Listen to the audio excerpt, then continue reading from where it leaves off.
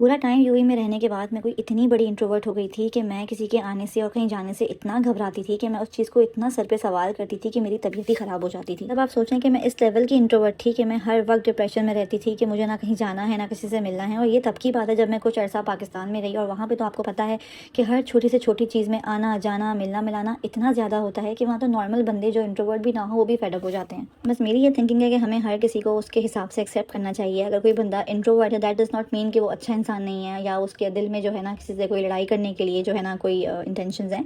बस आप सबकी अपनी अपनी चॉइस होती है, किसी को अपने अपने में रहना पसंद होता है, किसी को खुल के रहने में पसंद होता है। तो बस सबकी अपनी चॉइसेस को और नेचर को इंसान को एक्सेप्ट करना चाहिए। अगर आप किसी इंसान को उसके नेचर के खिलाफ जाके या उसकी मर्जी के खिलाफ जाके हर चीज़ में फोर्सफुली वो करेंगे ना, तो फिर इंसान बीमार होता चला जाता है, डिप्रेशन में चला जाता है। और फिर पाकिस्तान में तो डिप्रेशन को भी कोई नहीं समझ रहा होता कि वो एक स्लो पॉइजन होती है जो आपके दिल में बस जाती है और स्लोली स्लोली वो आपको खा जाती है और हर चीज़ तबाह हो जाती है। तो बस अल्लाह जो है ना हम सबको इन सब चीज़ों से महफूज रखे, हासिदों की हसद से और नफरत करने वालों की नफरत से, हर चीज़ से जो है ना इंसान को अल्लाह दूर रखे।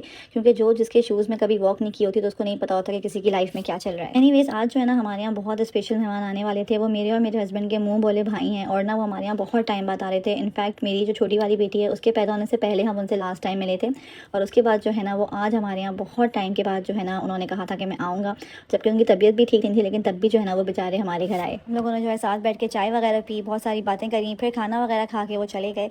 तो बस बहुत अच्छा लगा और बहुत खुशी हुई। तो बस जो मैं आपको टॉपिक बता रही थी ना इंट्रोवर्ट एक्सट्रोवर्ट का, तो वो इसलिए बता रही थी क्योंकि अब मैं इंट्रोवर्ट नहीं रही हूँ।